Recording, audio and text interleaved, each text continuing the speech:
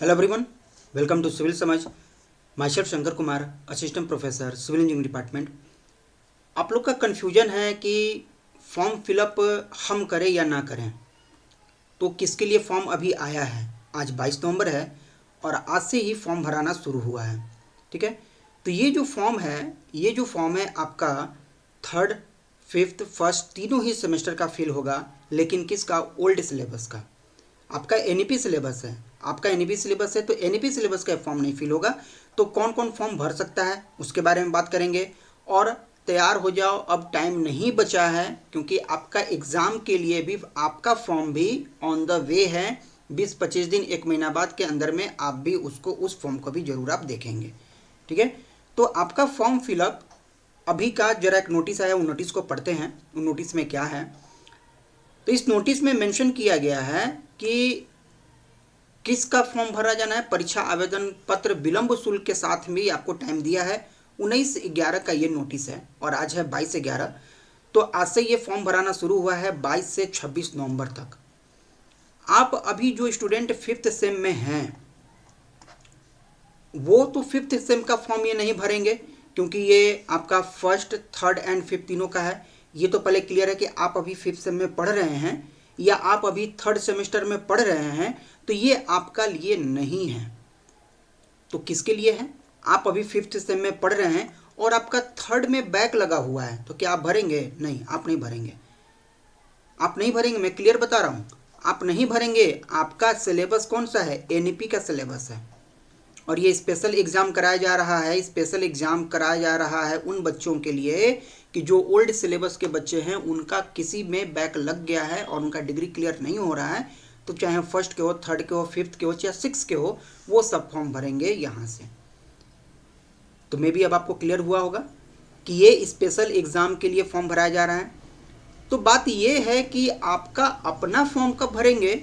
आप अभी fifth sem में हैं, आपका अभी आने वाला है। कब आएगा? लगभग हम मान लेते हैं 1 महीना हम कह रहे हैं, 1 मंथ के अंदर में आपका ये डेट देखने को मिल जाएगा, आपका अपना रेगुलर।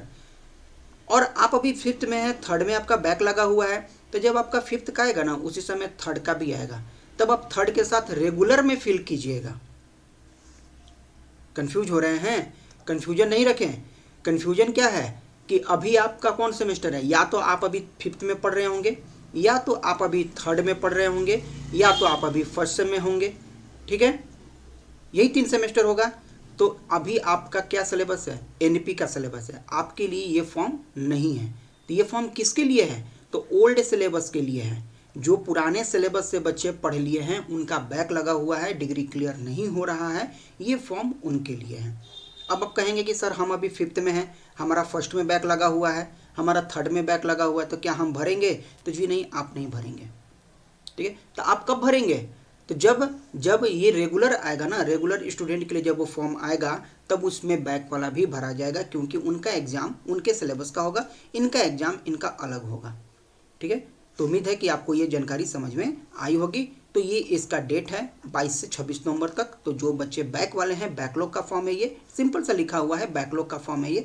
तो बैकलॉग फॉर्म जो है आपको इस डेट से इस डेट तक भरना है। विलंब शुल्क के साथ में भी आपको यहाँ पर दिया गया है कि अगर विलंब हो जाता है, इनकी परीक्षा प्रारंभ होने की संभावित तिथि नवंबर-दिसंबर में है। आपका जो रेगुलर एग्ज़ाम होगा वो दिसंबर के बाद ही होगा, जनवरी के आसपास ही होगा। ठीक है, तो उम्मीद है कि ये जानकारी आपको समझ में आई होगी कि कौन कौन फॉर्म भर सकता है। अब आपको कोई कन्फ्यूजन नहीं रहा होगा। ठीक है, तब बात कर लेते हैं आपके बैच का कि फिफ्थ सेमेस्टर का क्लास कहाँ तक अभी तक हुआ है। 6 अक्टूबर से हमने क्लास शुरू किया है। आपको सभी सब्जेक्ट का क्लास हम करा रहे हैं। टॉपिक वाइज क्लास होता है, टाइप नोट्स आपको पीडीएफ के फॉर्म में मिलते हैं, and live plus recorded class भी है। इंपॉर्टेंट क्वेश्चन भी आपको दिया जाएगा। सिलेबस जो है समय पर कंप्लीट किया जाएगा उसका। तो अभी अभी 6 अक्टूबर से क्लास शुरू हुआ है और आज है 22 नवंबर। लगभग 1.5 महीना क्लास हो चुका है। तो क्या ये 1.5 महीना में देखते हैं कि कहाँ तक हमारा सिलेबस कंप्लीट हो चुका है। अभी तक जो सिनेरियो जैसा कि देखे हैं एनईपी में कि आपको 2 ग्रुप में बांट दिया गया है। मोस्ट ऑफ द कॉलेज में जियोटेक सिलेबस, जियोटेक्निकल इंजीनियरिंग को सब्जेक्ट सेलेक्ट किया गया है, और कुछ कॉलेजेस में वाटर रिसोर्स इंजीनियरिंग को सिलेक्ट किया गया है। तो ये 2 ग्रुप में बट गया है। इसके अलावा तीसरा ग्रुप तो अभी तक देखने को हमें नहीं मिला। बाकी 2 सब्जेक्ट तो कॉमन रहते हैं, एक ट्रांसपोर्टेशन और ईडीएस, ये दोनों कॉमन है। इंटरनेट ऑफ थिंग्स भी लगभग कॉमन है, क्योंकि एआई कोई पढ़ना नहीं चाहता और वो उस पर बहुत ज़्यादा सिलेबस है उसका। तो water resource engineering and Jio technical, यही दोनों में सिर्फ उसको बांटा गया है। तो लगभग ये 5th सेमेस्टर 2 ग्रुप में यहाँ पर आके बट गया है। तो इन दोनों का बैच हमारे एप्लीकेशन पर मौजूद है। तो चलिए एक नज़र डालते हैं अपने एप्लीकेशन पे। तो एप्लीकेशन आप डाउनलोड कहाँ से कर सकते हैं? तो आप बैच ज्वाइन करने के लिए गूगल प्ले से डाउनलोड कर सकते हैं। अदरवाइज अगर परेशानी हो रही हो तो आप हमारे दिए गए लिंक से भी डाउनलोड कर सकते हैं। डिस्क्रिप्शन में लिंक हमने दे दिया है। अगर आपको मोबाइल नहीं है, आपके पास लैपटॉप है या फिर कोई और आप ऑपरेटिंग सिस्टम यूज करते हैं, तो आप वेबसाइट जो है गूगल क्रोम में या फिर कहीं भी सर्च इंजन में इसको सर्च कीजिए, हमारा वेबसाइट पे आप चले जाएंगे।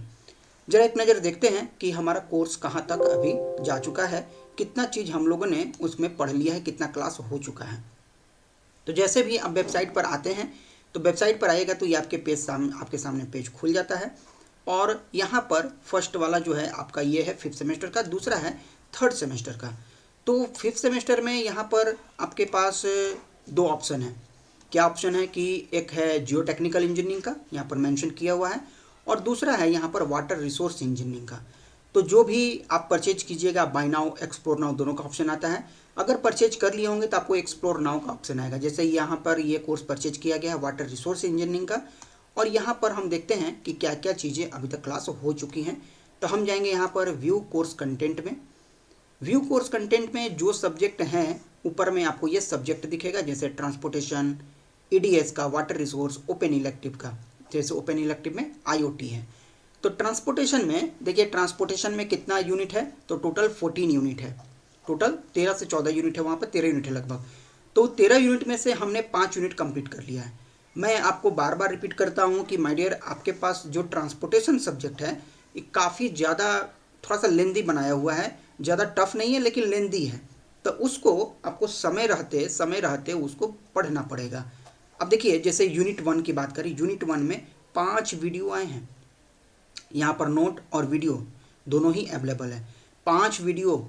और यहाँ पर 5 वीडियो में आपको देखने को मिलेगा कि कर्व का वीडियो है और वो अकेले 4 घंटे का है। तो 8 घंटे का तो 1 यूनिट का हो गया। यूनिट 2 में 6 वीडियो, सब 1 घंटे का वीडियो है। यूनिट 3 में 2 वीडियो, यूनिट 5 में 4 वीडियो, यूनिट 4 में 1 वीडियो। अब देखिए, 1 यूनिट को समाप्त करने में लगभग 4 से 5 घंटे ऑन एन एवरेज लगने वाले हैं।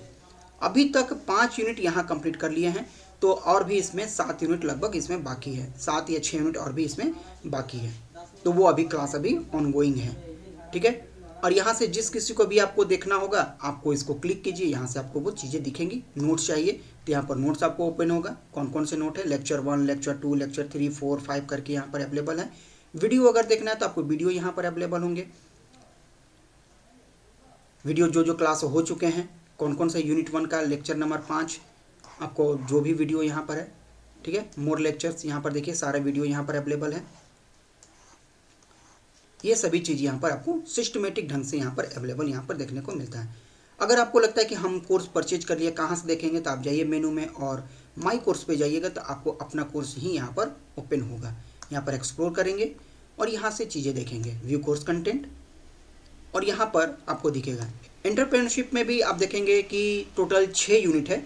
6 यूनिट में से 3 यूनिट हमने कंप्लीट कर लिए हैं, 3 यूनिट, और 1, 2 और 3 यूनिट, 3 यूनिट इसमें भी और बाकी हैं। इसमें वाटर रिसोर्स में भी टोटल 4 यूनिट है, तो 4 यूनिट या 5 यूनिट है, तो 5 यूनिट में से 3 यूनिट अभी ऑन गोइंग है, कंप्लीट नहीं हुआ है, तो तीसरा यूनिट अभी इसमें चल रहा है।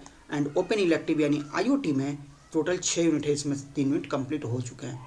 यानी कि ऑन एन एवरेज माने तो 50% सिलेबस आपका यहाँ पर कवर कर चुके हैं, और रिमेनिंग 50% आने वाले समय में, 1.5 महीने में वो भी कंप्लीट हो जाएंगे।